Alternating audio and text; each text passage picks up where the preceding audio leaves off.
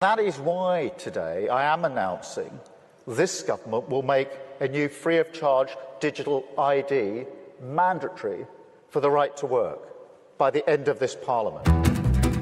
To spell that out, you will not be able to work in the United Kingdom. My father did everything they told him to, lined up and took every single jab. And every time I'd beg him, Dad, please just think, he'd just laugh and call me crazy.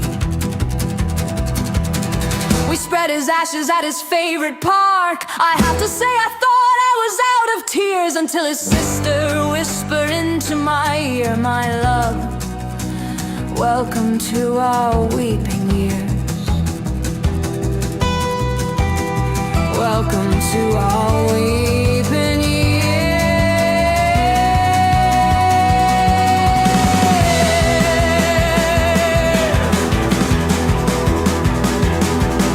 Tanya was a nurse working in the bush. She didn't want to take it herself, but because she loved the people out there, she decided to take a chance.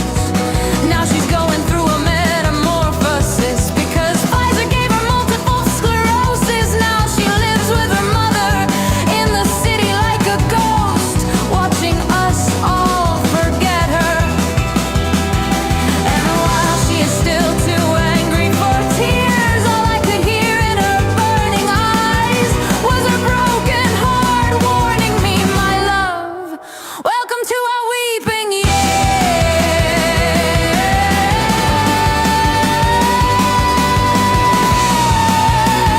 Welcome to the weeping years. And no one is allowed to talk about it. Take all your pain and keep it to yourself. If vaccines are safe and effective, then you must be the thing that's wrong. You're not worthy of state recognition. You're not worthy of any compensation. Not even worthy of a human singing your song.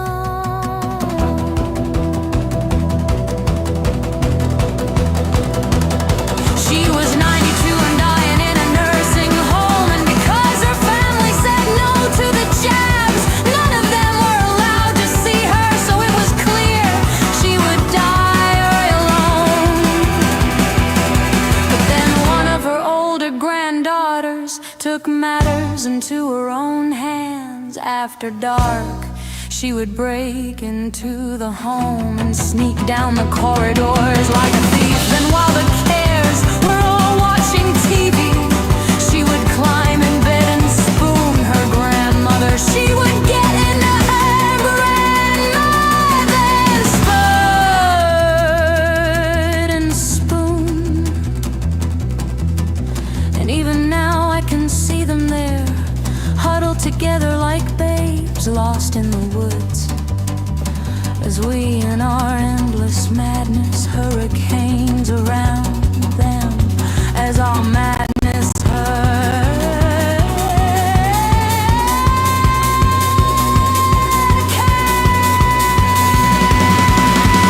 Oh, can't you hear our gods whispering? If you guys don't find a way to conquer fear, then you're just gonna keep traveling down deeper into the weeping years. Deeper and deeper and deeper into the weeping years.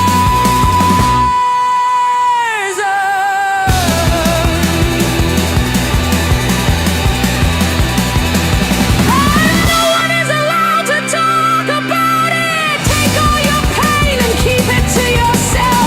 Look around at all these tumultuous years, for lying has replaced the truth.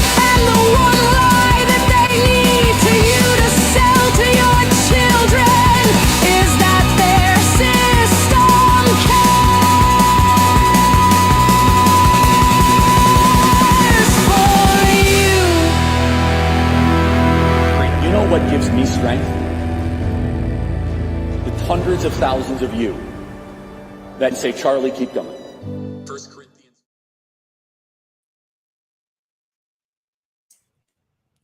Charlie, keep going. Oops.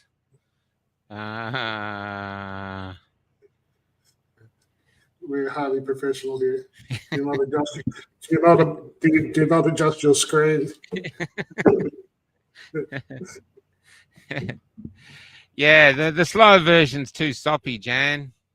It's too sloppy and makes you want to kill yourself. No, I like the drama. Boom, boom, boom, boom, boom. Yeah. How are you, Big P? I'm good, Michael. I'm enjoying the shit show. It's been a big week in it's whether the glass of tyranny is half full or half empty. Yeah. I see the glass of tyranny as half empty today, as opposed to fully full of tyranny. But they're certainly working on it. The digital ID is obviously being pushed. There you go. Yeah. Look at that. Look at that. Yeah. Friendly reminder that we've had digital ID before. Yeah. The only difference is now, through the wonders of modern technology, they've made it really, really small. Yeah, that's right. Have you seen this? So I shared this. This is going viral everywhere. Hi, everyone. This is Dr. Sherry Tenpenny, and I want to do a quick update about a document that got passed by the United Nations this weekend called the Pact of the Future document. It's two parts, one on science and technology and one about the youth and future generations. It is quite egregious, and it was done by a procedure called the silence procedure, which makes it a pact. And if no one objected, it is automatically adopted and put into the record as being completely adopted. This is the World Health Organization's runaround, or end around. Since they were not able to get the World Health Organization treaty passed, they decided to take it to the General Assembly. And it is even more egregious than what the World Health Organization was wanting to get passed. Let me just read you something really quickly about what is inside of this pact that is now being accepted by 193 nations around the world and equally open-armed accepted by our current administration. It says that this is the power structure, fully digital and maximized for the control of the masses. Everyone will be expected to have a biometric digital ID that marks them not just as citizens of an individual country, but as a global citizen. So anytime you hear global citizen or anytime you hear sustainability, think that this is an egregious thing that's happening at the level of the World Health Organization and the United Nations. Anyone that has a dissonant opinion will be labeled as misinformation, disinformation, or malinformation and memory hold. Perpetrators for unapproved information will be fact-checked and punished by the system, which will be operated and enforced by artificial intelligence. Punishments will include being locked out of one's bank account, being unable to make certain purchases, unable to get on an airplane, on a subway, drive on also known as the social credit score system. Public roads. This is the future, according to the world's self-appointed overlords at the United Nations. These are unelected bureaucrats that are making decisions about our country, our sovereignty around the world. Nothing could be more important at this point in time than to get prepared. Have water, food, digital access, flashlights, a way to communicate with family and friends. Now is really the time to get involved and get prepared, because this is what's coming. Our Congress is sitting on its hands. There was a press conference on the 17th about this, and no further action has been taken. So it's up to us to mobilize and to go forward, particularly with your local sheriffs, to get your constitutional. So it goes from there. That's about it. So, and egregious. People throw around that word egregious a lot, don't they? Yeah. It's just like fucking totalitarian slavery. Kerry, made in China. That's right, Kerry. But we got we got a Canadian voice on. Carmen, hey Carmen, with the ostriches. Love seeing you both together for a talk. Listening from Canada, or she says China. And our man in America, Earl Jackson, he's come in with a profound statement about the United Nations. Fuck the United Nations. Thanks, Earl. They didn't treat Trumpy very well. Anyone else from overseas? Just mention that you're from overseas. Well, international show with us Aussies here. G'day, Brad. G'day, Lynn. Yeah, Willem. Yeah, what a day, man. What a day. There's so much that's happened in the last week. But yeah, the globalist power grab is on. Yeah. Oh, it's all on. And the question is it going to go down the way they think? G'day, Ben. Or is it going to go a bit like Nepalish on them? And they're going to end up losing, because I saw the speech of this Gen Zer, like, I don't know, 15, 16-year-old boy. He was saying much like when we met on the march the other week that you brought up on stage. It was like, we don't have a future here. We can't afford a house. Social contract is not valid.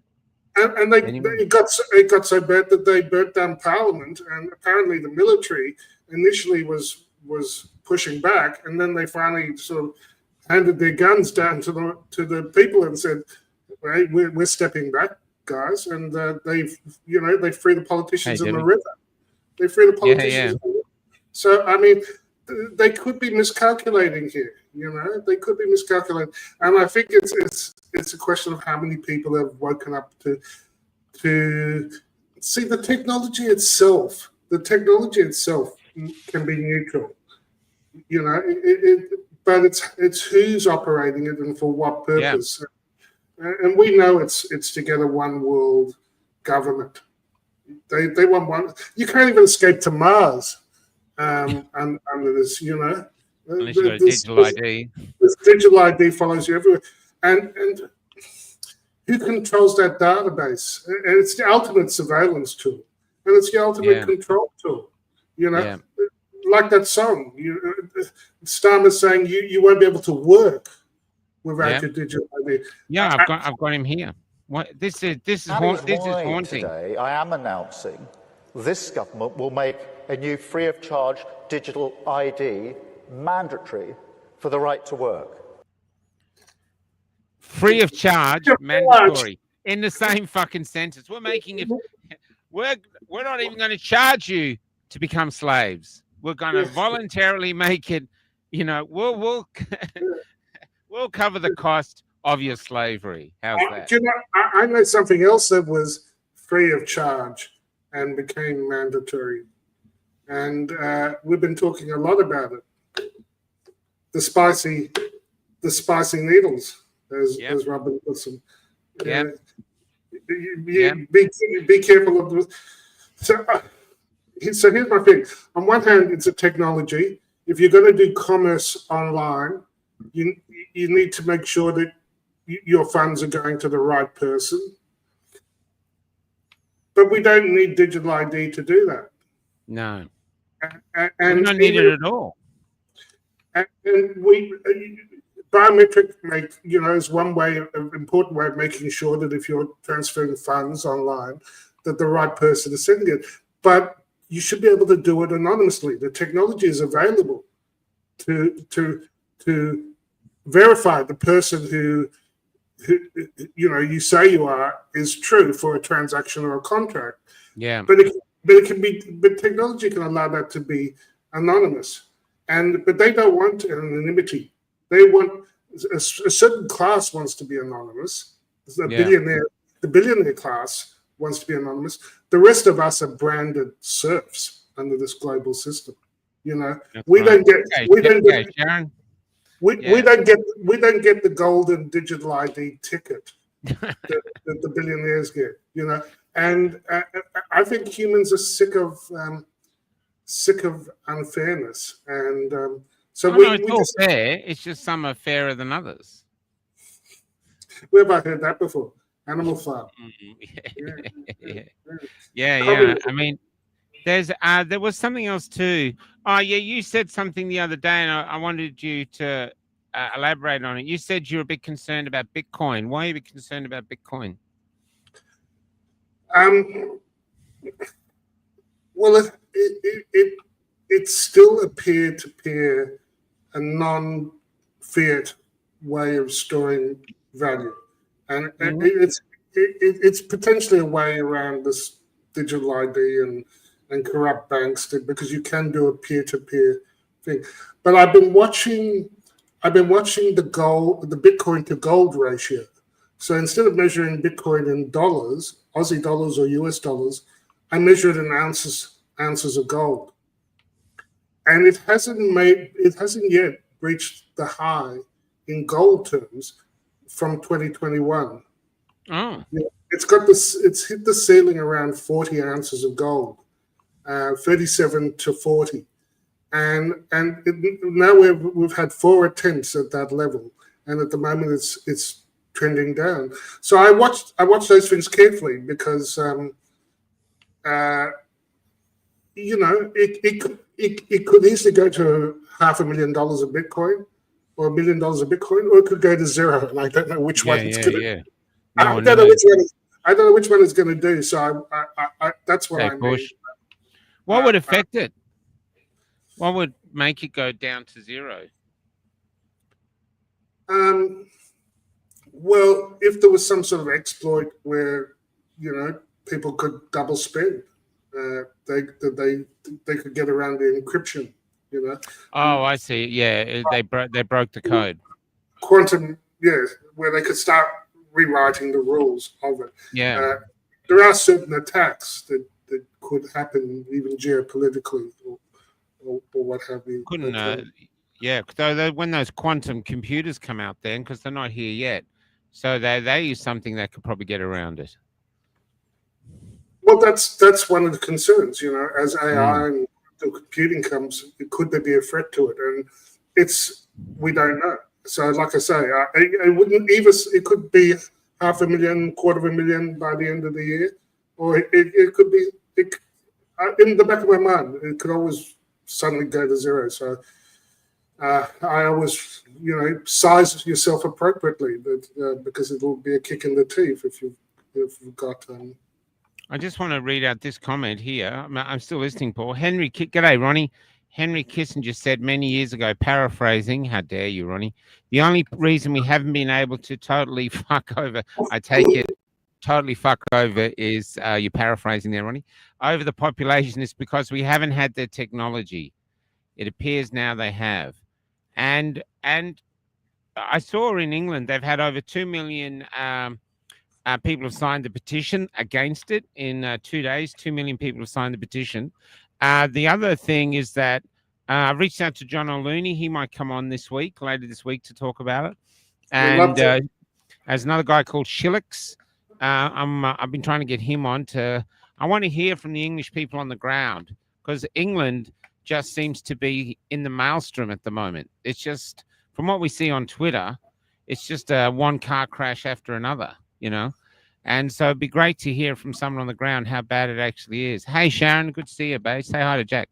It'd just be really interesting to see what it's really like, because for me, I'm watching, I'm thinking that's our future. And the other thing that they're saying is that the day they bring it in, half of England might not go to work. That's what they're hoping, that they'll just won't go to work, and they're not going to do it because they're not going to have digital ID. They'll just stay home. So I saw Brad on here said we'd do the same. It'd be the same here. There's I don't know if I can have a strike on myself because I work for myself, but but that would be an interesting thing for even 20% of the population to stay home for a few days. That could be huge. And we're going to have to do something drastic.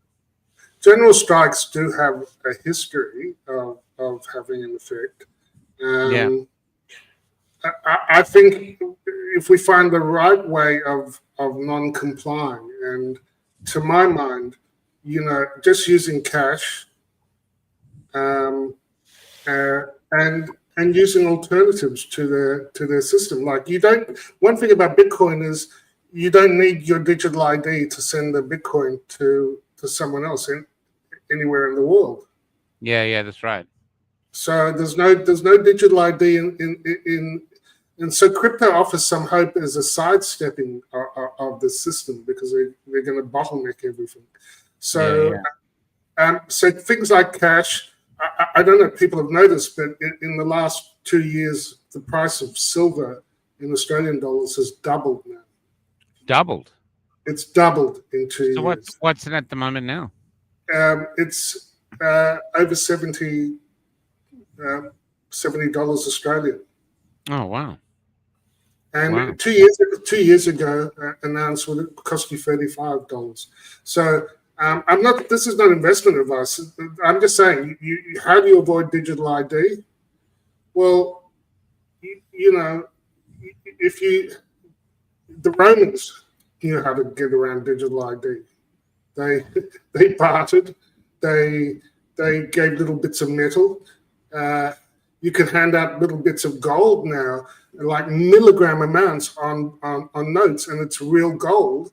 And guess what? Yeah. You don't have to use your digital ID to do that either. So I think we can improve on what the Romans did, hopefully, and using technology. And I've been saying this for a few years, but I was foreseeing this time. Imagine a system that doesn't require your iPhone, that is completely anonymous, that actually would keep the value within your community, and wouldn't get eaten by inflation, which is just going to, which is setting up to just go crazy over the next few years. So I'm singing the same song. I'm just saying, guys, can you hear the song? Because it's the song of freedom. It's the song of everyone wants. I mean, if you want the technological, go crypto. If you want the low tech, go little bits of metal. It's ironic that they're trying to have a one world government, and yet here they don't like Bitcoin, but we literally already have a one world financial system with Bitcoin. Really, a global financial system. Really, we can give it to anyone without any middleman.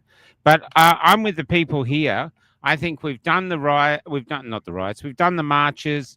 We've done the petitions. We've done the courts. I think a general strike is it. I think this is the only way to make the government listen. So everyone's saying here, stay home. I think I'm with this. I would actually recommend, the people have a strike and we take our country back. And what I mean by that is we teach our parliament they work for us. And the best way to make them remember that they work for us is for us not to turn up to work. And suddenly they're freaking out, The rich elite in Canberra, the golden handcuff people, they can't get their lattes because the coffee makers didn't turn up. This is, people can't get to work because the bus drivers and the train drivers stay at home. This is it. We are not slaves. We've got the social contract is you fix the roads, empty the bins, and we work and pay taxes, not you enslave us, Yeah, so I'm with you, Shazza. Stop the nation. Stop the nation. Yeah. F off. I'm ready to stop, but then I'm always ready to stop. I'm ready to go. The bet is now how long before blue lights turn up behind my bus here. Let me tell you,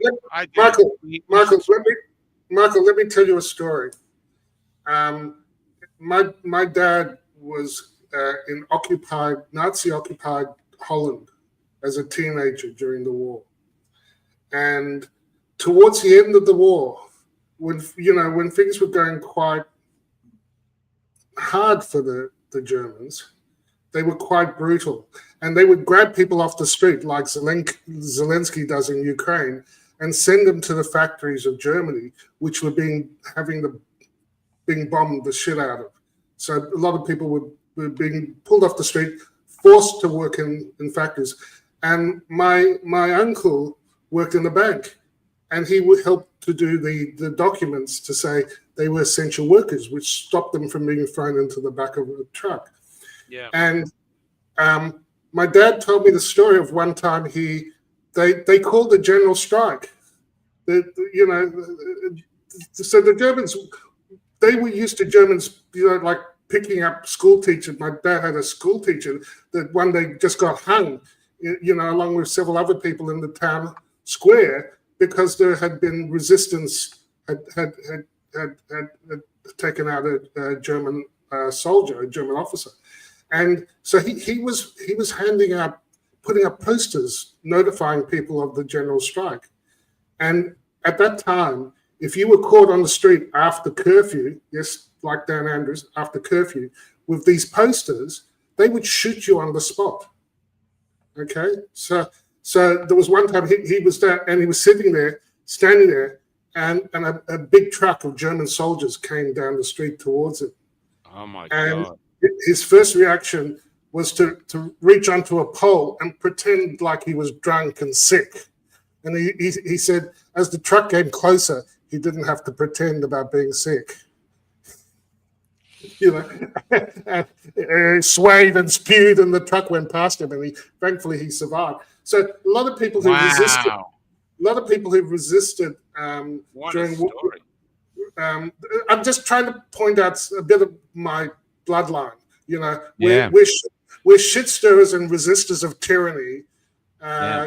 Going back, we've seen this stuff before, and it can be risky to go against the forces of tyranny, but that's what we're doing now, and it's just a question of how to be skillful.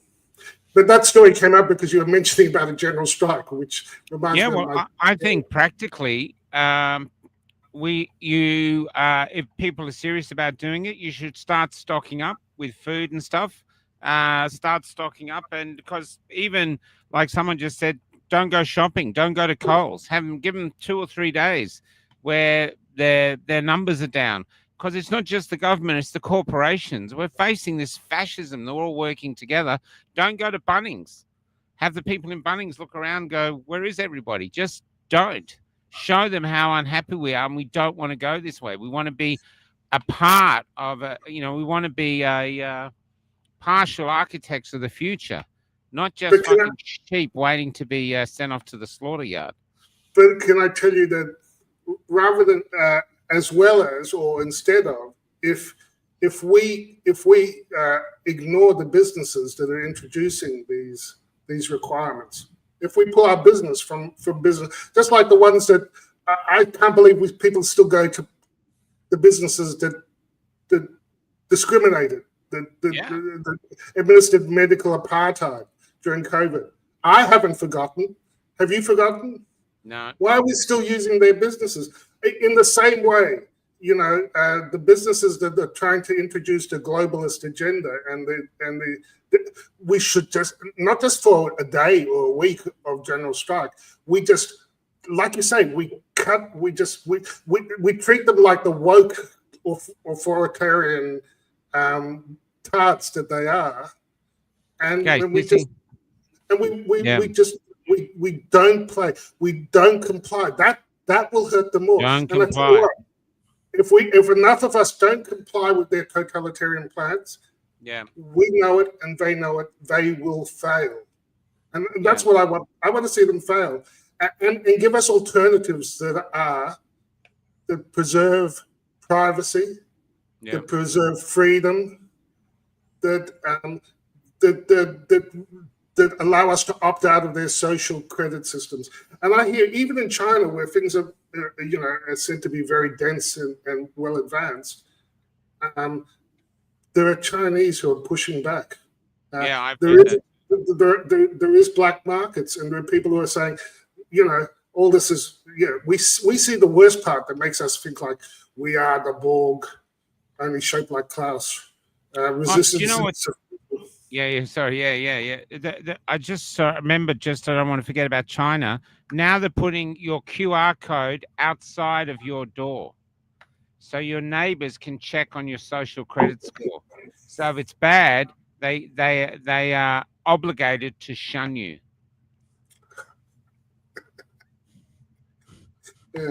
Yeah. It's like we've already had a taste of this. It was called COVID. We know exactly what this looks like. That's what I heard. As soon as he said you won't be able to work, I thought, here it comes. But the shunning goes both ways. It's time for us to shun these totalitarians. Yeah. and their sympathisers. You 100%. know? Oh, my Lee's here too. We'll get her in a sec. Okay, before we do, can you get the Margie mugs ready, Kel? Margie's mugs. So here we go. Now we are posting a lot of stuff. My novel will come up this week. My novel of essays that John Stapleton's publishing. That'll coming out this week. The album, other merch. We get a lot of other merch coming through because it's Christmas, and we're trying to find a way to survive not just up to Christmas but after Christmas. Now this is Margie. I don't know if she's in the things at the moment. That's her there. And she lives in Maryborough, and she just prints the mugs. She goes down to Kmart and prints them themselves, prints them herself, and then she sends it to whoever. So if you buy a Paul one, she'll send $10 to Paul, and then she does it like this. So that's how she's trying to help fund the revolution. Put it that way. So she's got loads and loads there. You can go there and find Margie's mugs. She doesn't like Margie mugs. She likes Margie's mugs, and that's it. So I love her. I had your mug in my sink yesterday. Oh, really? Underneath the water, staring up at me, it's a truly wonderful experience.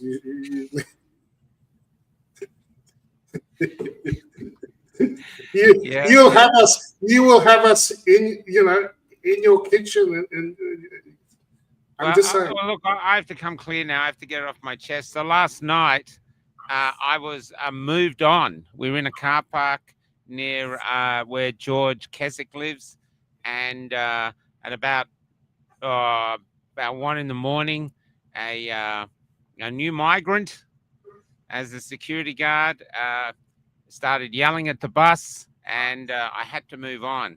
And so I was a bit sleepy, and I took off, and then someone pulled me over and said, "Hey, mate, you got a big cord running behind your back."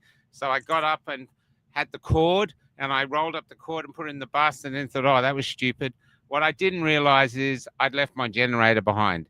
So that's how dumb I am. So if I'm looking a bit glum, it's because I actually liked my little dog. We called it the dog. So, but we continue. It's called Shit Happens. So, but I thought it was interesting getting moved on in an empty car park, in the middle of the night by a new migrant. And I thought, I'm not getting anything against migrants, but this is kind of what will happen. I saw a thing in England saying they're going to put in these laws, and who's going to push these laws? It might be all these young army age males that they're pouring into the UK. They might be who are staying in 4-star hotels, 5-star hotels. They could be the ones who will be enforcing these things coming. I mean, their police. Have you seen the videos of their police? They're ridiculous. They can't open doors. They can't do this. Anyway, they're so fiercely woke that they can't even manage to break down a door. So yeah, and they're arresting people at 3 a.m. for a meme. We would be so far in jail, Paul. You and I would be forgotten about. You'd be like the man in the mask. The man in the meme. Yeah, I can see them at the door. You giving up, Ooster House? You ready to give up? And all they hear back is bzzz. Nah, leave him. Okay, let's bring in the Australian of the Year. Here she is. It's good to see you, Miley. Should I turn my phone the other way? Oh, you fit there really nicely. Now, Okay. Why don't you tell us? Now, you've been so naughty that even though you haven't worked for years, you've got another complaint. I know. What have you done? Well, someone's unhappy with me. Someone's unhappy about my post on Facebook. So this person who would like to remain anonymous said that I've been spreading misinformation and conspiracy theories through social media, especially through Facebook. Have you been spreading vowels and nouns as well? Because, Sorry. you know, So you've been misinformation. So you've been sharing things like the vaccine's safe and effective, or things like that. Well, I'm sharing other people's posts because I don't even dare to write a post myself, but except for anything concerning my case. But I've been just sharing posts that I seen on X or on Facebook. I just repost them as it is. I don't even add a comment. I don't even make a comment because I just think that the people that follow me and the public that might happen to see my posts could just read it and decide it for themselves because they know how to think and they know how to decipher information. And even yeah. Well, I've got some examples of their evidence. Yes. I think it's quite instructive. If it's okay, I'd like to share a couple of them. Yes, please. All of them. Share all of them. So look at this. So this is one of the posts that the what do we call it? The Healthcare Complaints Commission. Yes. Yeah, it doesn't believe a doctor should. If you don't know Joseph Varone, the frontline COVID critical care doctors, that's Pierre Corey, that's Dr. Paul Merrick. Joseph Varone was one of the powerhouses treating COVID when everyone else was sort of, giving remdesivir. He was one of the heroes. Anyway, this is just a comment. He's now, I think, maybe the CEO of what it's now called the Independent Medical Association and Alliance. Sorry. And they're just saying they praised the HHS for rescinding the COVID shots emergency use authorization. I mean, where's the misinformation in that? It's an opinion. It's an opinion of a very good organization of doctors, and you might have a different opinion, but that's no reason for attacking a doctor's speech, and I could label it Branch Covidian woke-tard nonsense, but that's just a label, it's a difference of opinion, but that's my opinion. Here's another post that they didn't like, and Pierre Corey, again, one of the on Children's Health TV, you can see there, quoted as saying the likelihood of twin infants dying suddenly and simultaneously of SIDS, a natural disorder, defies credibility, meaning this isn't SIDS. This is a vaccine-induced death. So that's a direct quote of a doctor on children's. Now, what are they going to blanket say that everything on Children's Health Defense and everything Pierre Corey says? He's making an observation, one which is actually quite concerning because the links between sudden infant death and vaccines is a real concern. And we're seeing mechanisms by which that can happen.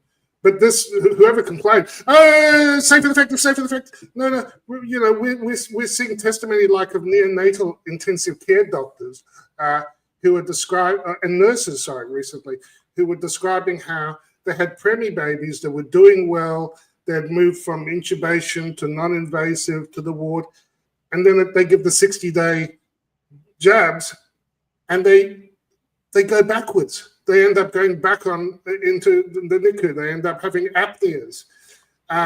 You can imagine that this sort of insult could happen at the home where babies are not being monitored. And so I think it should be legitimate for doctors to question whether the link between sudden infant death and vaccines, given what people are observing. I don't think that's a grounds that they can say it's misinformation. It's an opinion. It's an observation. You can argue about what it means, there's an opinion here about Miley. You're making an opinion here about the chicken. I'm not even going to pronounce that. No. But it's the tropical virus. I didn't write anything. That's someone's post. Okay. So it was someone's post on X that I Yeah, they're urging people. didn't write, and I didn't have the word. Chikungunya. No, Miley, can I just ask a question, Miley? Yeah.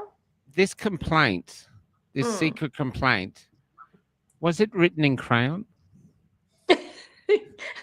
No, it was done through AHPRA portal. It was Okay. Yeah. Just wondering. With John Smith. Just wondering. We have actually seen Danny for a while, but just wondering. Yeah. No, I don't think so. I think this individual is a female. Okay. Yeah, And so what are they? They've already charged you and all these. So what is this? Is this like a whole separate trial? Because they've already got you suspended. So what are they going to do? They're going to double suspend you, or they're going to what? Well, I can relate this my situations very similar to what Dr. Billy Bay went through. So on the day that he announced his case, he won his case in the Supreme Court, he received a brand new complaint on that very day. So I'm waiting for the decision of the tribunal to be released in about 2 to 3 weeks. And I just feel that this is like the next attack waiting for me. Yeah. So, and I think it's a way of controlling me. Controlling me. It's a direct attack on your free speech. Right. And just because you're a doctor doesn't mean that you give up your right to call out safety concerns. I think you should have more of a right to do that. Well, you do. You in fact, you have a duty. You're right, Michael. Duty, yeah. Yes. You have a duty to raise. So if you're seeing or hearing evidence of a product or an environmental toxin, it's your duty to call it out.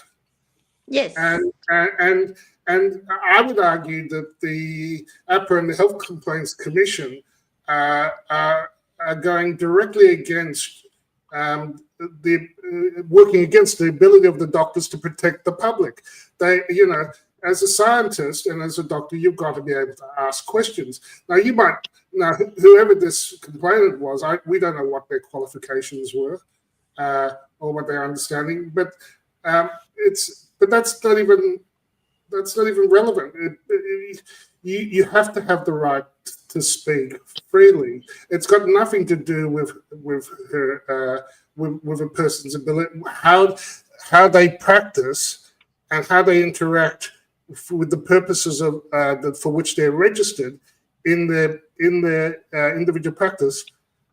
It's not about whether they sign up to be a good party official. This is frank communism. What's going on? Yes. Yeah. And so I my Facebook account, I stated clearly that I'm a suspended doctor, and that this information that I put out, it's not my opinion. It's just information. It's information out there that the public can read anyway, can find anyway. So I just post stuff that I think it's interesting, that people should read. I don't tell people how they should think or what my opinion is. I let people think and come to a conclusion. Marla, you're allowed to have an opinion. This is my point. Yes. Since when are you not allowed to have an opinion? I mean, I know that in the case of David D. Nixon, he's currently in the tribunal. You know our friend Dr. David Nixon? Yeah. And I posted his Substack recently. He was saying that the QCAT judge offered the opinion that the Nuremberg Code doesn't apply in Australia. That's right. I mean, it's redundant. This is the tribunals that the public are relying on. So medical tyranny in the form of lockdowns, mask mandates, all of that. You got the article from Greg Sutton, in the paper, and I go, oh, yeah, I wish I wasn't doing that job, because, he's been revealed that all the measures they took were not based on any science. So where do they get off questioning anything that doctors who have evidence and are arguing safety concerns with their hellaciously misguided, unbased, and dangerous mandates and products? It's very against the scientific method. It's against medical safety. It's frankly, I'm at loss of words of just how totalitarian it is that people think, and that the Health Complaints Commission thinks it can get off threatening doctors for their posts on social media when they're. I mean, you don't lose your rights just because you become a doctor. What have you subscribed into the Fort Police the moment you seek medical registration? It sounds like we should be putting on one of those Chinese Communist Revolution uniforms. You want your AHPRA registration? You have to wear the party logo and being. That's not the medicine that I know. That's not the science that I know. That's not the democracy I know. That's not the informed consent. That was one of the oldest arguments I made. You can't censor speech. So I'll shut up. I self-censor. It's a self-censorship. I try not to. I refrained from making comments or expressing my opinion, and I shouldn't. Like Paul said, I shouldn't have to. I have the right to express myself, but I don't want to get in trouble. So I refrain from forming an opinion, making comments about medical opinion, which I have the free. I should be able to freely express. How dare you have an opinion, Marley? How dare you have an opinion, especially something that might be critical of government policy or big pharma? I mean, that's effectively what they say. This is another one of your posts, and Marley, I'll tell you. I ran this through Grok, and I said, "Is this true?" And I'll post it. It was like, yeah, this is true. Zostavax, it uses human aborted fetal cell lines. It'll give you the serial number, So they're claiming this is misinformation, but they could, without too much effort, show the veracity of it, And it's what is wrong with mentioning,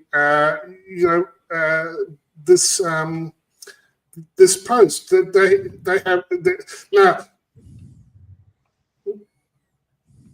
People are allowed to. They've got to be able to speak freely. Now, not every tweet you're going to have is going to have every detail of every sub-reference. Like I think the black box warning was for one, but not the other. But it was phrased slightly differently. Do you know what I mean? It's just ridiculous. It's not even about that. This is fundamentally about having the right to question. And it's even worse when they can't be bothered to check the post is factual. But even if it wasn't factual, it's not the point. The doctors have got to have the right to express themselves and raise questions.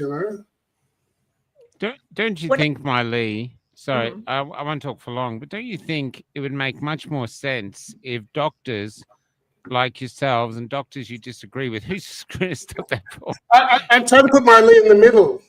Yes, so am I. You And you keep keep moving in. her. It makes sense from a scientific point of view that you doctors would be allowed to rigorously argue and then search for common ground or even an answer. Don't you think that makes a lot more sense? And how was your reaction to this when you first got the complaint? What were you actually thinking when you saw it? Well, I was really upset because, I'm about to, my hearing just, finished, and I'm waiting for the decision. And here we go again. I have to deal with another problem, because I have to write a response back to answer to these allegations. And they are, to me, that it's not something that's worth the Healthcare Complaints Commission to waste my time on, really. Yeah, I agree. Because the person who made the allegation, it's her opinion. She's formed an opinion that what I've posted was misinformation Yeah. and conspiracy, but that's just her opinion. Yes. I have 16,000 followers on my Facebook, and they follow me for a reason. Yes. So if one person's opinion, if she doesn't like me, she can just unfollow me. She doesn't have to read anything I post. It's a free country. She can just do whatever she wants. She can just leave and go and follow Paul instead. I don't think that's going to happen. I don't think that's going to happen somehow.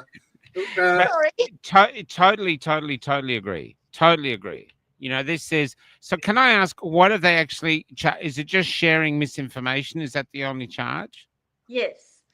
Apparently, she's concerned about another person that it might affect, but there's no harm caused by any of the information I posted. So it's not directly related to me. But I've never claimed that I'm a doctor, that I'm, I said that I'm suspended, and anything I post is not medical advice.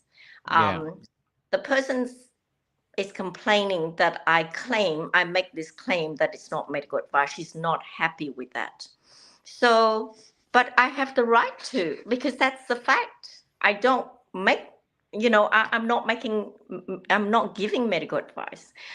It's just purely information that's out on the internet, and anyone can read it, and the public can go and find it themselves. But these are things that I find interesting, and I just post it for people to read. It's just information.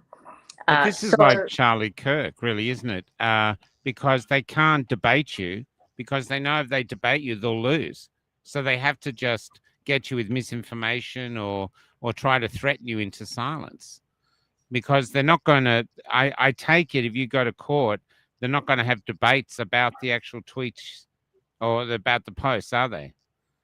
So there's no debate. They just make a general claim that they are misinformation.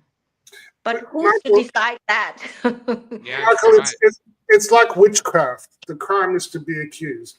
It's just it's like going back to, what was it, the 1700s, was it? They're saying, Marlene's a witch. And that's it. Just declare, and then our whole apparatus is set up to look for witches. And I have to say that's true. Except they don't call them witches.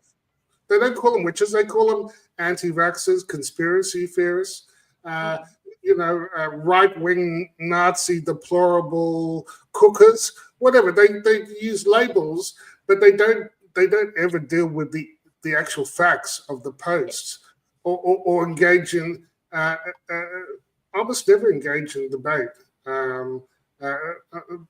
Recently, there's starting to be a little bit more debate, but it's sort of like you're dealing with. See, this is what I was saying to you the other day, Miley, that you were trying to explain to the tribunal that they've been so conditioned in this milieu of the Branch Covidian cult, that they can't see you know, short of yelling out, "You're bloody, you know, you're cult members. You're accepting a faith of this," and they can't see for instance, early treatment, even though it's hard to believe with all the evidence that we've seen and we're aware, and the public knows. A lot of the public now have had COVID, had experienced some cocktail of early treatment and recovered, you know, and survived, and they know the truth of it, and yet the health commission, in your case, was coming after you for the temerity of actually ignoring the protocol at the time, which was explicitly to do nothing. In fact, to give Panadol and wait until you go blue or can't breathe. And it just boggles the mind, me personally, that they could come after a doctor for treating a patient and for having a protocol of non-treatment. It's a real indictment, I find, on our health commission, that not only do they want to censor free speech, the censor the speech of scientists and doctors who are raising safety concerns, which is really dangerous when you think about it. Yes. And it's none of their business to engage in this censorship, and that was the first tenet of the Lighthouse Declaration, Marley, as you recall. End the censorship. This is a form of censorship. And Michael, in the letter that they send you, the same as this one, it's like, "Oh, we know this is very stressful. If you need psychological, you know, if you know, we don't want you to be one of the 18 who killed themselves. You know, we're going to be quite sensitive, but we're going to throw this shit your way, and legal compliance and threats that we compel you, you know, to attend your witchcraft allegations, and it shouldn't be this way. It just shouldn't be this way. It doesn't have to be this way." No. And the thing is, a lot of I'm sure the Healthcare Complaints Commission receives a lot of anonymous complaints and vexatious complaints, and they don't investigate majority of them. And how do I know that? Correct.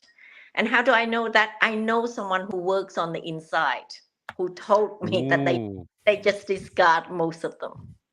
Well, we've got fraudulent complaints about you that you've proven. So they have no sort of ethical legs to stand on. You know, John Smith. Was this one from Jane Smith, his sister? Could be. Was that you? Was that I you? don't- It's someone put that. Was that you, Paul, that put that tweet up? I thought. You know, the other day, Miley, when I was before I got evicted from this car park, I asked this woman was looking at the bus, and then she said to me, "You're one of those anti-vaxxers. You're an anti-vaxxer." And when she was saying it, I realized what she was actually saying was, "So you don't believe in God?" Because she was saying it like you're a heretic.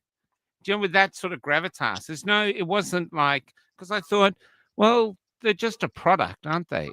And so they're a product and they're created by science, and science is all about asking questions. So I should be able to question the science because science is a question. So they shouldn't be seen as this miraculous substance, but that's how people see it. They can't question it because it's at a religious level now. I will say, Michael, today I did Forest of the Fallen with George and Rosemary. and Rosemary, and there was a young man. I think his name was Nico. Lovely fellow. He came up and he obviously believed that the vaccine had saved lives, and I spent a few minutes with him just pointing out all the ways where the evidence showed that no, it didn't. It couldn't save lives. It cost lives and caused a lot of suffering, and it was actually quite wonderful because he listened, and I explained a lot of the modeling and just pointed out facts that he understood, and in the end, I think the final point was it was hard to believe the government could make and the health authorities could have let us down this badly. That's ultimately what it comes down to. I find with my friends who are struggling with how can this be true? Thalidomide. This is worse. This is so much worse because it's worse, but it shows that they did it. It took 20 years to take it off the market. They knew it was doing it. Yeah, and smoking, and smoking, and smoking was the same thing. The doctors were, and when doctors are part of the con, if you like with thalidomide, it's very hard for them to see it because they're bought into the con. And so it's so important that people point out when it's not anti-vax, it's pro-safety. I've always been pro-safety. I'm just saying the things that you inject into your patients or you give as tablets, you want to know that they're safe. You want to know that they've been tested independently with placebo-controlled studies. Everything of our childhood schedule was effectively an evidence-free, unscientific zone, which is another way of saying it's a dogma. It's a belief system. It is very much like a cult, So when I call them the Branch Covidian cultists, these woke-tards, I mean, they are. It's like they belong to a faith. And I think, Marlee, you had trouble in the tribunal because you were dealing with Branch Covidian cultists. And you're trying to say, well, you might have a bit of bias here because we're showing you all this evidence with Robert Clancy and Philip Altman and Pierre Corey and Jancy, Lindsay Top Jock, and that should have woken them up to the idea that maybe you should be rethinking what's going on here. But we have doubts, Michael, that because it's very hard to point. So they go off and they try and decide whether or not they had bias, and they go off and they redact that part of the transcript. And decide, we're completely free of bias, but it's like there's this huge elephant in the room that they haven't acknowledged. But your supporters, Marlee, acknowledge it, and I think the community more and more is acknowledging it. Yes. Post raising the issue regarding the integrity of this transcript. So the March, I had 3 days of hearing, and that transcript was given to me in the Word document. It wasn't in PDF. The December hearing. What? Yes. Yes. That's incredible.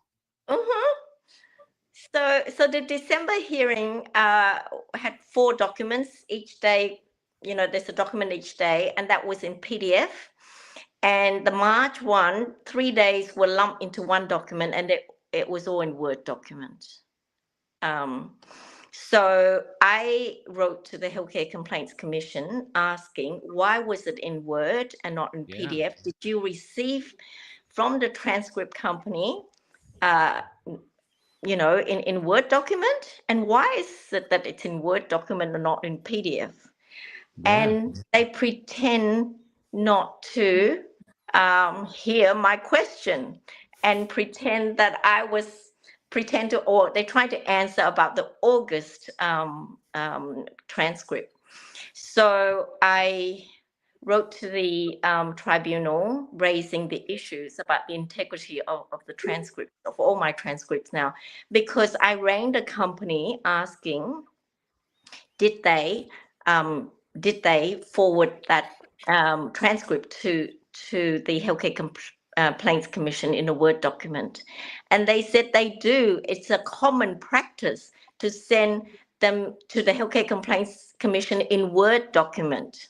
So I said to them, can you please forward me the one that you've sent to the Healthcare Complaints Commission? And they said that I'm not a client, I'm not their client. The Healthcare Complaints Commission is their client. But I paid half of the cost of that transcript. And that was $6,000, right? $6,000. So $3,000, and all you get is a word, which they could have. Not saying they did, but the opportunity is there for them to change things. Well, yes. And also, I didn't receive the document directly from the transcription company. I got it through the Healthcare Complaints Commission. I need them to verify to me, was that document the original document that you received? And I have not been able to have that confirmation. So I'm still waiting. Yeah, Could the ombudsman help that? No. I'm just asking, sorry. The ombudsman doesn't want to hear anything about my case.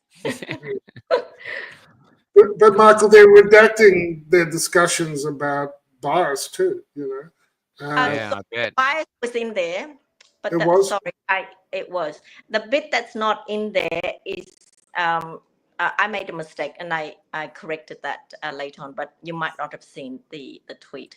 The bit that they left out was the bit concerning my application, whether or not a lay person could be my advocate. So whether Tony, my friend, could speak on my behalf.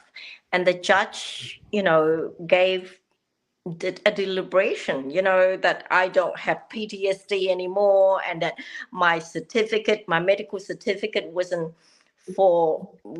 current, and that I don't appear to have PTSD, and I don't have any limitation in my communication and blah blah blah. So he decided that I could do it by myself, and he kicked everybody out. Like, it's one thing to say that he doesn't approve it, but he didn't need to kick them out. From he calls it a bar table, but we're not in a court, so it's not a bar table. It's just a table, just a desk, and he happened to sit next to me. Well, he had to leave, and he was shouting. Well, he was raising his voice, and my other friend who sat on the other side, he got kicked out too. So it was, to me, I felt like it was intimidation. It's to make me feel that, you're left on your own now, Miley Thrin.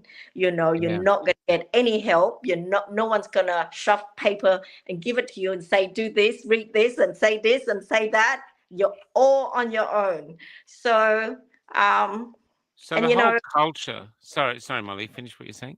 I was going to say that in comparison, the Healthcare Complaints Commission has a 10-year experience barrister, and two lawyers sitting on the other side, and one was, typing, fast typer, and typed everything, every conversation that was occurring in the court.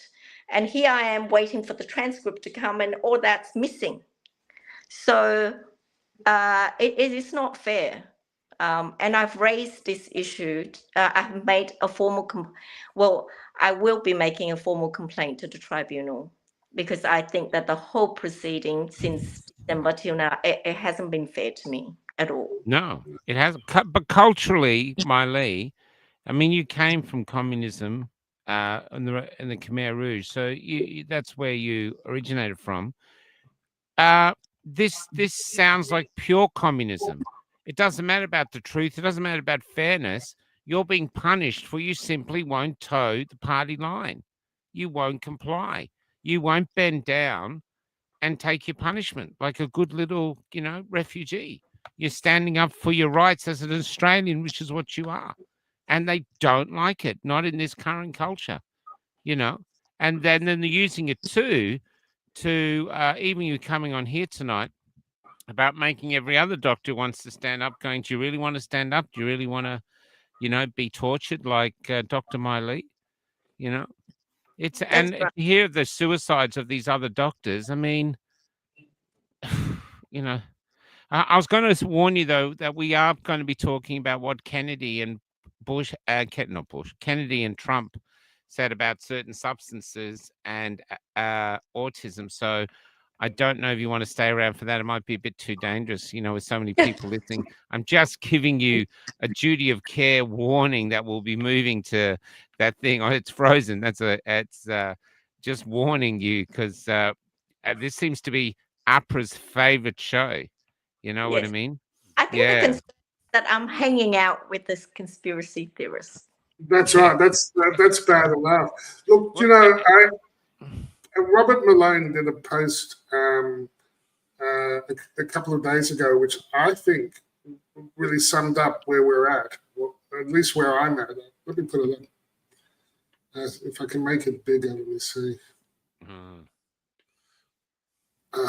Maybe not. So what he says is, for those who are having trouble following along with all the controversy within public health as practiced in the USA, vaccines and medical practice, when you distill it all, it comes down to the rights of the individual versus the rights of the collective. Modern public health is all about maximizing happiness for the greater number and acts to advance the rights and interests of the collective. Traditional medical practice is focused on the rights and interests of the individual patient. From this, you can appreciate why socialists and leftists are all in on the rights of public health to impose mandates, and those that support personal liberty are aligned with the medical rights of the individual and the importance of informed consent. Public health in the USA believes that the rights of the collective are more important than the rights of the individual. The work of Karl Marx and colleagues supports the collective as the preeminent. The US Constitution and associated founding documents disagree and emphasize the rights of the individual. Wow. Collectivism versus individual rights. That is what this is all about. And I think Robert Malone nails it in that. Yeah, so do I. It's the rights of Miley is arguing for rights of individual. I was arguing for rights of the individual, and the Health Commission and its bullies and the tribunals are trying to enforce a collectivist, a communist outcome, and we're not even allowed to question it. And this is Of course you're not. It's a communist. Be different if they're pushing a democratic. They're pushing communism. Of course you're not allowed to question it. And if anyone remembers their history, every time communism has swept through, it's led to the deaths of millions and millions of people. 100 million Millions in the and last millions. century. 100 million in the last century. And this is going to be worse. This is shaping up to be worse. So this is why for AHPRA and the Health Commission and ASIO and whoever else is listening and taking transcripts of this is what it's about. Individual rights. There are people who are arguing still for the individual rights. And like I say, these politicians and collectivists, they make really bad doctors. Really, really bad doctors. Think of all the lies they told you. Stay locked in your home in medical house arrest for 2 years for a virus, and you have 99.9% survival, and it stays in the arm. No, it doesn't. It will stop you getting infected. No, it didn't. It'll stop you transmitting it to granny. No, it doesn't. It's safe and effective. 2 lies there. Not safe and not effective. I mean, so many lies have come from these collectivists, and it's. I think we're over it. I'm annoyed for you, Miley, that they put you through, because I experienced it like a couple of years ago. The same anonymous complaints. We don't like your tweets. We don't think you should be on the register. I mean, what has happened to our country? But it is so dangerous. It is so dangerous, especially when we're dealing with very real risks. And they continue to censor, they continue to subject you to lawfare. And so you can't be registered if you have any questions. No. I mean, guess what this person wants the Healthcare Complaints Commission to do to me? To subject me to coaching and professional developments, and to take and to further investigate my ability to continue practicing medicine, and to reduce the spread of medical misinformation. So 30 years as a doctor, no complaints, self-taught basically. 30 years as a doctor, no complaints. Now, you just post a few memes and they it's astonishing. And they take this person seriously, you know. It's a shame they don't, you know, in my world, there'd be a little shred. Look, let me tell you something. Let me tell you a story from a different Australia. This really happened to me. This comes back from when I was a tram driver, and it's about how the system worked. So this woman was on my tram, and she was just going off, and she was, anyway, finally, I was telling her to calm down, trying to calm down. She was just going nuts. And I finally said, listen, lady, go back to Crazy Town, say hello to all your friends. And she said, you can't say that to me. And we used to have microphones. So I got on the microphone and said, go back to Crazy Town, say hello to all your friends. Anyway, I'd been a tram driver for a few years, and I was called into the office, and the guy says, got this big complaint. He says, so she went to the ombudsman, she went to a member of parliament, all these things that she went through. And he said, and he wrote out what I said, and he said, so she annoyed you, did she? I said, a little bit. He said, okay. And then he took it and he dropped it in the bin, and he said, see ya. That was it. He didn't give a toss. And I thought, oh my God, you know, and it was just really, really interesting. It was it was just like a human thing. You know, this woman was a serial complainer, which is who she was. And, but yeah, it's astonishing. It's astonishing. Do you know what it is? Where we are now. Michael, it's a vexatious complaint. It's a frivolous complaint. That. But what my Lee's going through is you're just being persecuted as and they're doing it publicly, which is probably why it's a double-edged sword. To you going public online is a double-edged sword. One, that you could be scaring other doctors from standing up, but then they'd never have the courage to stand up anyway. And two, you're actually getting all of Australia behind you going, we want this. As a doctor, I tell you, Dr. Hobart, Dr. Borshos, Dr. Miley Thrin, Dr. William Bay, Dr. Paul Easterhouse here, Dr. Pay, I can't think of any more off the hands. If you guys were in a surgery together, you would not be able to get into that surgery. It'd be so packed up, you know, by people trying to get in. That's the truth. That's the absolute truth. It would be packed solid because everyone, it's like my Lee, you know, from Darwin, the pharmacist.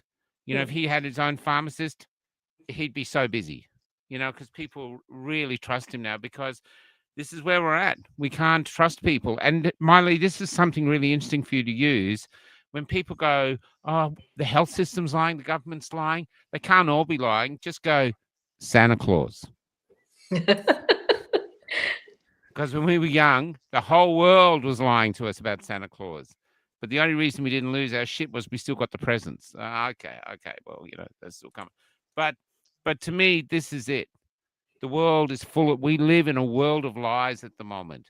And what they're trying to create is basically a society where if you're prepared to lie, like in that song I just finished, if you're prepared to lie, we will reward you. Yes, a man can give birth. Come on, let's give you a little raise. You know, you stick with the truth and they want you out of here. And this is why it could be, you're listening, AHPRA, a spiritual war, because God is our purest symbol of what the truth is meant to be, and lies are the purest symbol of what the devil is meant to be, and we are girt by a world of lies at the moment. So this is what's actually, I believe, is happening. And they want you to give in, and they want you to lie. And as soon as you lie, as you would know, Miley, the thing you start to lose is your soul. You get further and further away from yourself. You get lost within yourself, you know? Yeah. You're so tough. You're so tough. It's incredible how brave you are, you know? It Thank really you. is. It really is. There's only one. Marley, I did a post this week. I just wanted to play this short clip. It's only a minute. Charlie Tia, just as a setup for the clip that I. Here we go. Excuse me. A lot of people listening going, gee, I've always felt that, but I've never had the courage to say it. I was cowardly as well. I mean, I knew these things, but I didn't go public and say them because I knew that I'd be. It was a police state. It was a police state at the time. The reason I'm doing it now is because they can't get me anymore. Out in the public I can't operate in Australia anyway. So they can't destroy. They've already destroyed. But it's out in the public. It's out in the public anyway. It's everywhere. Like you see it all the time. Yeah, you see it all the time now. It's unbelievable. Yeah, what they were kind of. And there's a lot of good doctors out there who've always wanted to say it, but they were gagged. Yeah. And they just weren't allowed to say it. And they're still somewhat gagged though. Yeah. No, they're absolutely gagged still. Yeah. You still got to toe the party line here in Australia. Yeah. And there's this group of doctors called integrative GPs who strongly believe in a holistic approach to patients. Yeah. And they are always being persecuted for saying things that don't quite fit the party line. And the thing is, you weren't an anti-vaxxer. You were anti-gene therapy. Yeah. Because as you know, it wasn't a vaccine, it was a gene therapy. They were inserting a spike protein into our DNA. And so you had every right to reject that. Yeah, I think Charlie makes... Why don't you reach out to him, get him on our show? You're a doctor. He's talking to people who aren't doctors. You reach out to him. I'm going to see him, I think, on Wednesday. Well, ask him on the show, man. In double, of course I'll ask him. So that's my plan, Michael. I have a plan. Thank you. And so my response to that, I don't know if you can see it, was I posted an article that I did 2 years ago with Julia Abramovic. It's published in The Defender, which is the Children's Health Defense thing. And I said, look, once I understood the grave danger to humanity, I left my practice so I could speak out.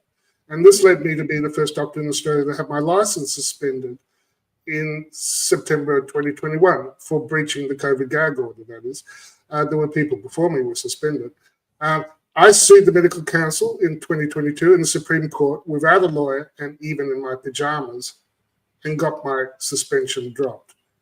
There was no end to the attacks on my science-backed speech by the Health Commission. So ultimately, I chose my right to free speech over renewing my registration. And in that post, I linked the link on Children's Health Defense. But if you put in my name, you'll find it. And it's sort of hilarious. I thought it was at the time. And that got over 77,000 views this week.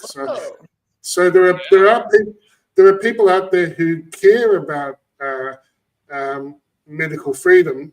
Let me get that share off from them. There are people who care about medical freedom, but there were so few, like Charlie said, there was this terrible intimidation, you know.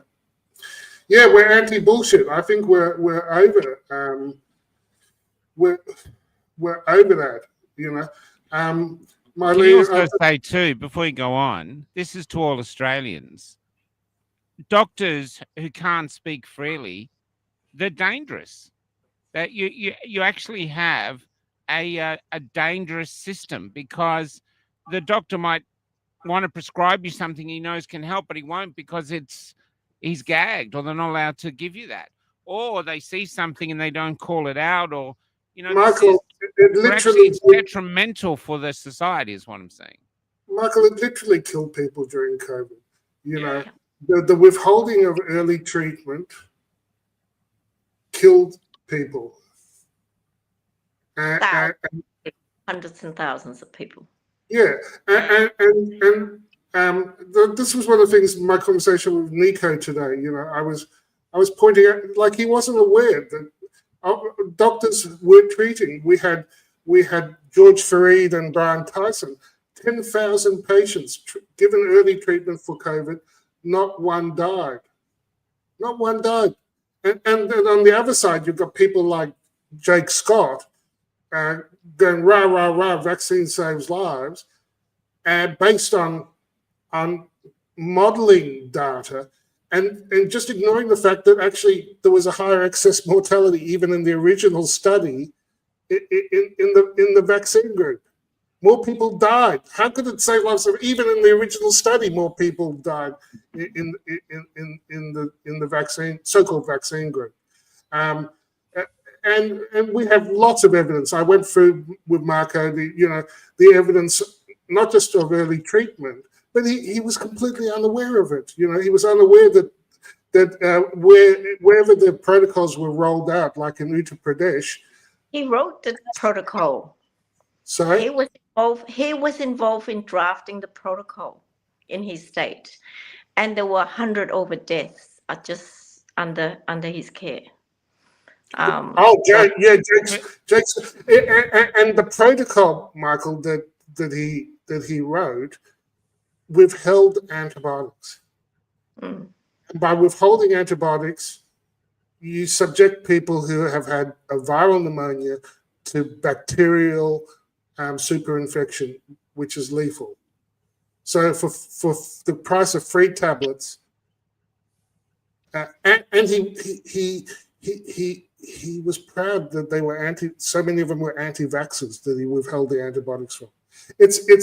I mean, I can't understand how he could even show his face in public. At one stage he left Twitter. I don't know if he's back, because he basically outed himself as a dangerous physician. He's the sort of doctor that you need the regulators to protect you from. But the reason they're not is because he's playing by the rules of the new world that they're trying to build. And in the new world, that's why we've had 5 years of trying to post the truth. They don't care about the truth. They only care about their narrative. They only care about whatever their destination is. They don't give a shit about the truth. That's why we get exasperated every time we find something amazing that we think is going to change the world. It doesn't, because they don't care. I mean, look at Kennedy this week about autism. That should have had people up in arms around the world. No. I'm coming to it, Michael. This post here is talking about the first day of the AHPRA meeting that Marianne Dempsey has wrote about. And I took one line out of it. The quote, "The era of blind faith in vaccines appears to be over under Kennedy." Wow. And my response to that is, that's good. But I suspect by the time the full extent of the harms of vaccines are understood, we're going to have vaccine-shaped torches and pitchforks. You think? I'm not so sure. Now this is Zero Hedge actually posted an article, which I don't know if it's going to come up. No, it didn't come up. But it has links to the press conference with President Trump and Robert Kennedy Jr. And they're quite clear. He's quite clear in it that he mentions Tylenol, yes, but he also mentions, Donald Trump also mentions excess vaccines. And he's now talking about delaying vaccines, breaking up the component vaccines like MMR into individual vaccines, which is exactly what Andrew Wakefield had proposed years ago. He's talking about, instead of giving the Hep B vaccine the moment they get out of the womb, which is just ridiculous, crazy, unnecessary nonsense, they're talking about, well, only those at risk, say a mother who has tested positive, and then, you know, and otherwise over the age of 12, because, you know, you don't develop any immunity if you get it, not that you would at birth, but to the extent you do, it's gone by the time they're just out of marbles in primary school. So it's just, do you know what I mean? It's great that these things are being raised now. Now the Tylenol, on it, or we call it paracetamol, acetaminophen. There have been, once you start digging, you can find paper after paper of association, and it does appear that the worst case scenario, and if I can find the post, you give a baby multiple insults with these multiple vaccines, they develop fevers. Then the parent gives paracetamol or acetaminophen or Tylenol, depending on what country you're in, and this is like adding fuel to the fire. It depletes the glutathione, and it affects the ability to metabolize, and it impairs. It has a role in impairing the neural development. You know, I mean, you don't have to look too far to look at it, and it's been quite disconcerting. I'll find some of the posts. Quite disconcerting. You know, you have these neonatologists heavily pregnant, and Trump says, "Oh, I've got concern. I think you shouldn't take Tylenol when you're pregnant," and they're heavily pregnant, and they're going and taking paracetamol to spite Donald Trump. Some of them have taken enough that they've ended up in intensive care. There is at least one woman who's dying to spite Donald Trump, and she's like 25 weeks pregnant. It's tragic, you know. And the memes are quite funny, you know. Donald Trump says, "Don't drink your own piss," and then liberals drinking piss. Donald Trump says, "Don't breathe that beautiful, beautiful oxygen," and you've got leftists with bags over their heads going blue. You know, it's a bit insane, isn't it? Yeah, it is. Yeah. I want to say that any big pharmaceutical company that has a childhood vaccine approved, so if they get listed on the childhood schedule, it's a free ride for them because they never get sued, and each year they guarantee an income or a profit of anywhere from $1 to $10 billion every year, and that's why that's the core of the problem. Yeah, and the fact that they don't have any liability. Yeah, it's a perfect business model. $10 billion, you can't sue them. You have to take it. But can we go back a bit to just go back to hepatitis B? You know, so this woman the other day, you know, this woman who, and I've been called anti-vaxxers by loads of people, but when she said it, I thought, wow, you're actually asking me to say that I'm a heretic. Like, it's sacrilegious not to believe in vaccines. But actual fact, the hypocrisy is that you're giving a hepatitis B to a brand new baby that has been sent here from God or the universe, perfectly capable of surviving in the world without having shit put into its veins. That's the hypocrisy. That's sacrilegious. Yes. That is the evidence that whoever's pushing this there's no God in them. It's business. It's business from the cradle to the grave.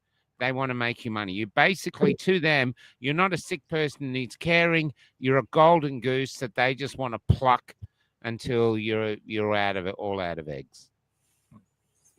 That's what we're facing. But it's more than just money. Yes, billions and billions were made, and yes, billions and billions are still at stake from our speech. I'll give you an example of the speech that threatens them. This is our friend Kevin McKernan, who was the first person to find the DNA contamination in the COVID vaccines. This is 2 minutes. I think it's worth listening. So when I came across the fact that there is contamination inside these vaccines, it stunned me. It stunned me that the field that we had developed, this ability to reduce the cost of DNA sequencing 100,000-fold in 5 years, which occurred with many of the great scientists here in this community, was never used on the vaccine. They injected it into 5 billion people with 13 billion doses. That's an enormous risk to the human population, to take something you've never sequenced, inject it into everybody, and hope things come out right.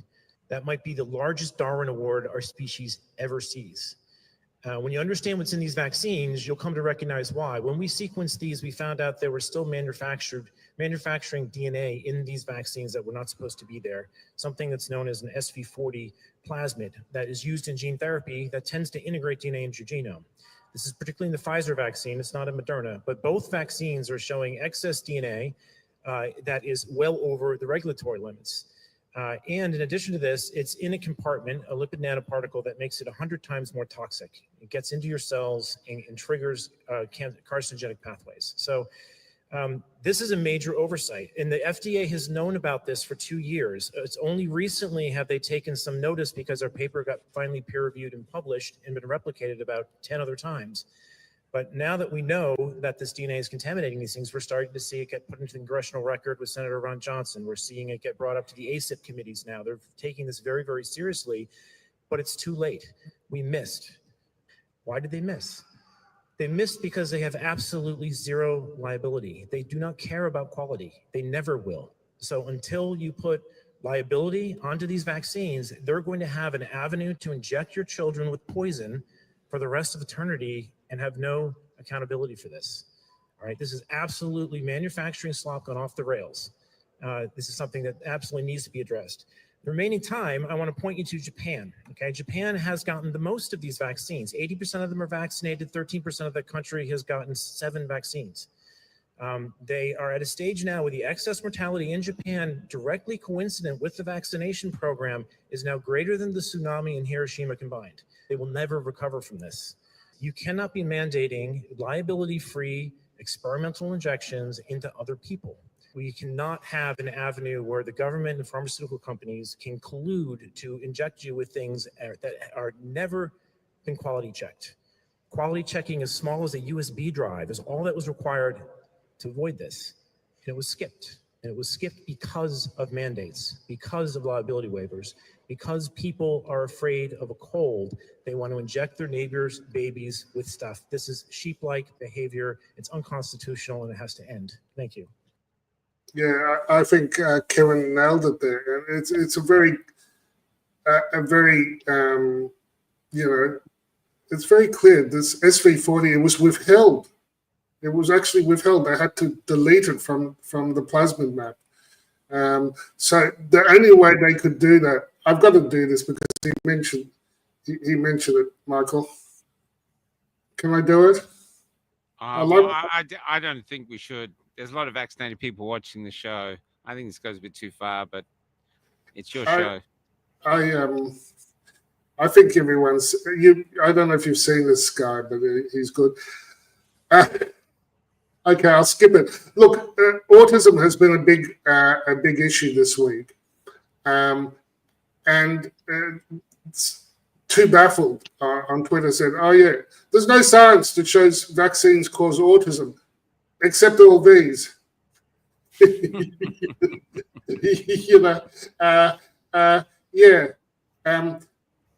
I included. So look, I think James Lyons Weiler, he's brilliant. And this slide gives you a bit of a sense of what's the story with Tylenol. So it starts with the vaccine exposure.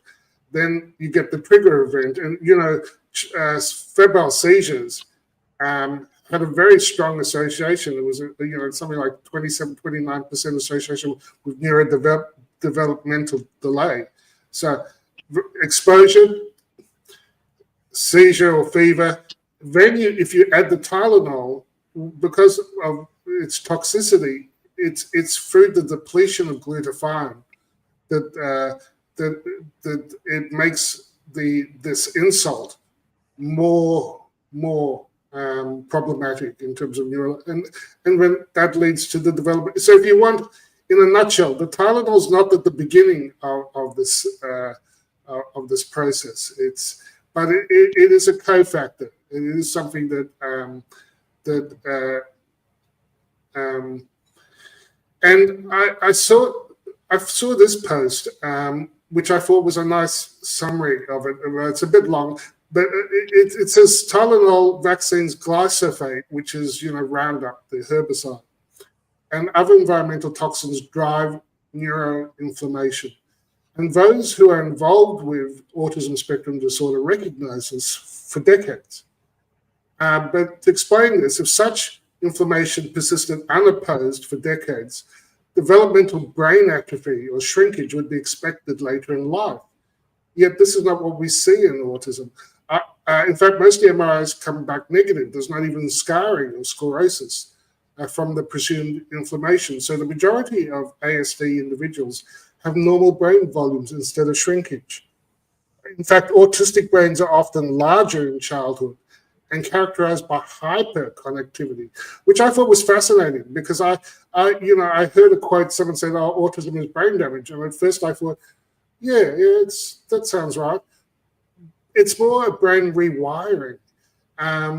So this goes on to talk about the difference and the importance of the 5-HT receptors, the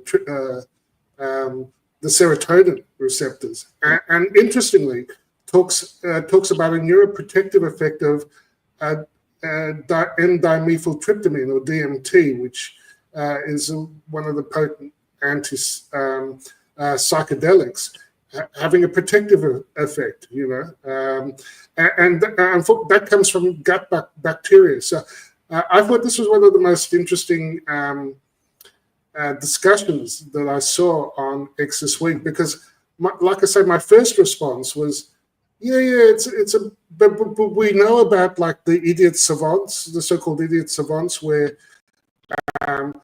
you've got people who can't tie their shoelaces, but they can play Mozart from one hearing. So it's actually a far more complex and amazing thing. And I'm not saying it's all at the feet of the vaccines, but all at the feet of Tylenol, all at the feet of glyphosate.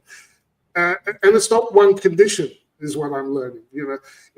One person described it, said, it's a series of disorders, in the same way that you could describe New York as a series of boroughs. You've got Manhattan, and you've got New Jersey. You've got all these different, very different, but they're all within New York. Well, it's the same with autism, and I heard Peter McCullough talking about even the trans. We're seeing all these killers who have a high preponderance of have gone through this trans thing, and they're linked to autism. A large percentage of them are they're very much affected by the vaccines, and they're on the spectrum. And then you add to that the antidepressants. You've got a recipe for what we're seeing. So it's all interrelated. It's all complex. But what Peter McCullough was talking about was, you can look at the most profound. He was talking about nearly a quarter of the autism. You've got severe neurodevelopmental delay, like the son of one of my old friends. He's like now 16, non-verbal, still wearing a diaper. The severe end, you can look at them. That's not, we've reclassified the DSM. No, you should look at them. And we've got all the data, but we're not allowed to look at it. They're not being transparent. But things are changing now. Things are changing in the US under the Robert Kennedy at the HHS. And it just boggles the mind that we're still in communist Australia and communist UK, but things are moving past people, and the reason I discuss those posts is because I'm just explaining. I'm learning what's going on there, and just pointing out where the Tylenol perhaps also fits in. And although they haven't yet spoken a lot about, we've just got President Trump's offhand comment about too many vaccines too fast. It's all related, is what I want to say. It's all related. You're muted, or I'm deaf. Wrap it up. Might wrap it up soon. I was just going to say, Dr. Miley, I saw a really profound thing. There was some scientist, and he was being asked a question: how much does science know about the human body? Is it like, do we know 60% of how the human body works? 70%? He said 10%. We've only got a 10% understanding of how the body works. He said, we've made some really incredible discoveries, but we only know 10%. And then I think you only know 10%, and here you are playing with the DNA, the core thing. This is what I've said from the beginning. It's like this whole thing of playing with the DNA is like getting kindergarten kids to finger paint the Mona Lisa, to go just to upgrade it. Yeah, it's insane. It's so arrogant, but it's truly driven by a greed that they can't stop. It seems to be that. And I think it's what you said. They've got a perfect business model, and they don't have to care. They don't have to care. Yeah. They have to have liability. But the good thing is, once they have liability, the problem goes away, because those products are so unsafe. They will disappear overnight voluntarily. They'll be rushing to withdraw it once they have to face. And we've got our friend Dr. Roger Hodgkinson, who puts it so beautifully. Shall we forgive and forget? Absolutely not. I'm full of vengeance. I am vengeful. It's not a time to say I'm sorry. It's a time to put these bastards in jail. I'm calling it the big kill. He's got the best resting bitch face in the entire movement. By far. I actually told him, he was on the show. I can't remember, we had him on the show, and I said to him, mate, you've got the best rest. And he went, hey, but I'm with Roger. I'm with Roger. Yeah, me too, man. It's not so much that I'm vengeful. I wanted to stop, and I want accountability, and I just wonder how we can get there. I'm calling it the big kill. We've seen the biggest kill ever in medicine's history, directly because of the intervention of these idiots into healthcare. And it's the physicians, it's not just the politicians, it's the physicians themselves who are principally culpable, because they have allowed government's jackboots to influence how they manage their patients, which has never, ever happened before. First, do no harm and informed consent. The physicians have looked in. How can you do this? How can you look into the eyes of a pregnant woman and tell her that this experimental product is safe? How can you do that as a physician? No. Any physician that has done that should be in jail.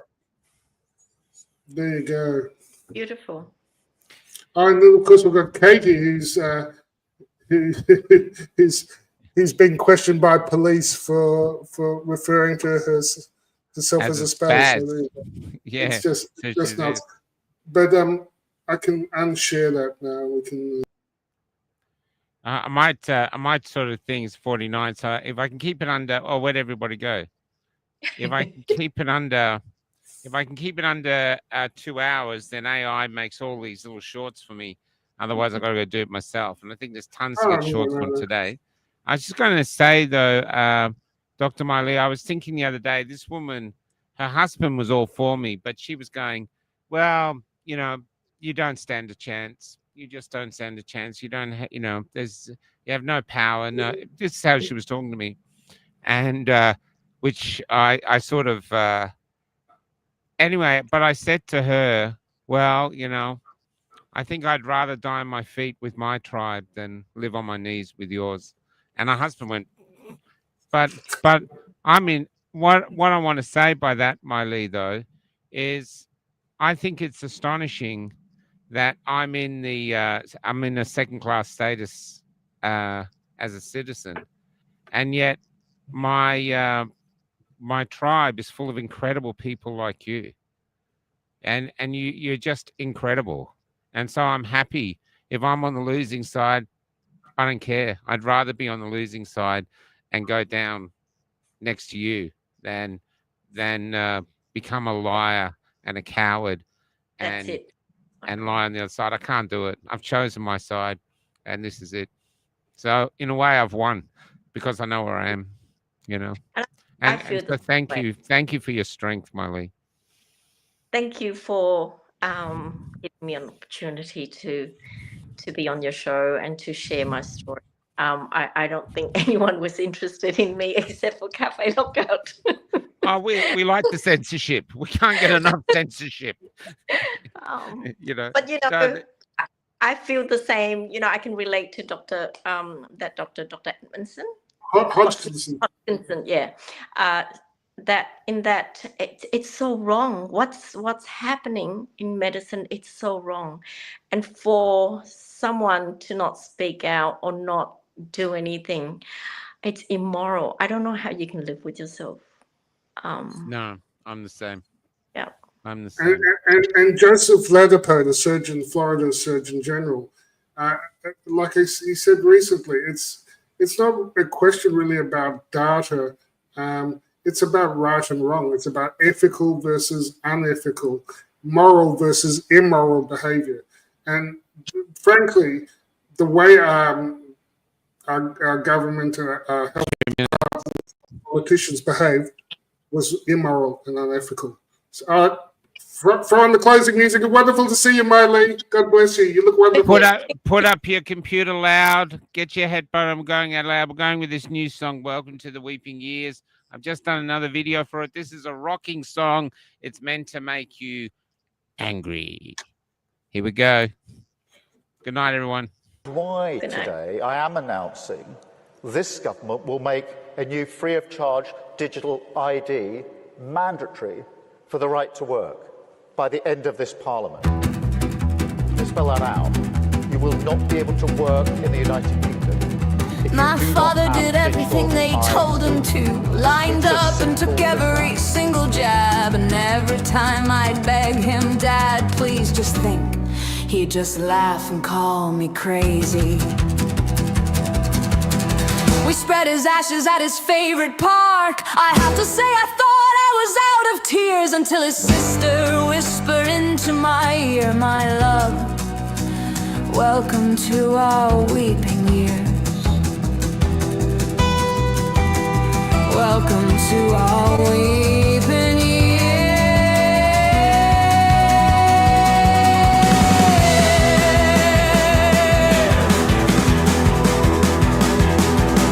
Tanya was a nurse working in the bush. She didn't want to take it herself, but because she loved the people out there, she decided to take a chance. Now she's going through a metamorphosis because Pfizer gave her multiple sclerosis. Now she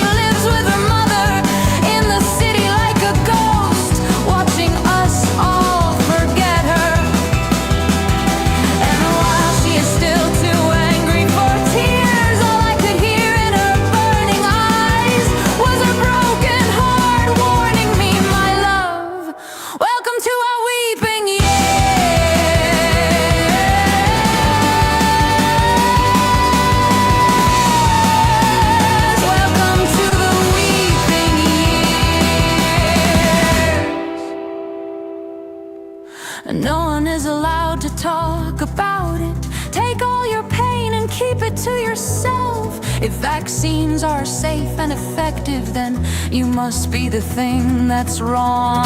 You're not worthy of state recognition. You're not worthy of any compensation. Not even worthy of a human singing your song.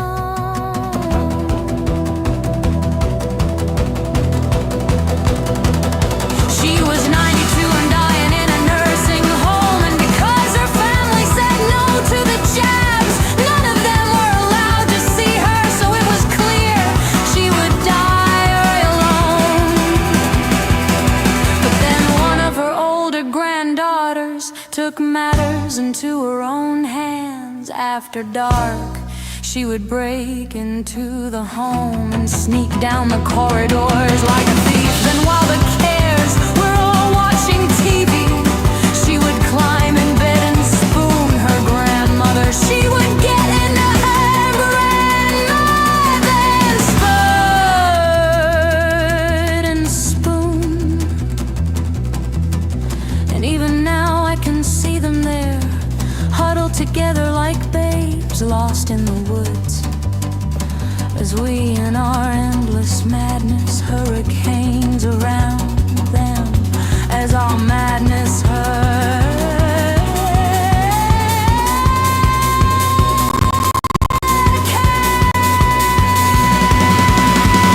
Oh, can't you hear our gods whispering? If you guys don't find a way to conquer fear, then you're just gonna keep traveling down deeper into the weeping years. Deeper and deeper and deeper into the weeping years.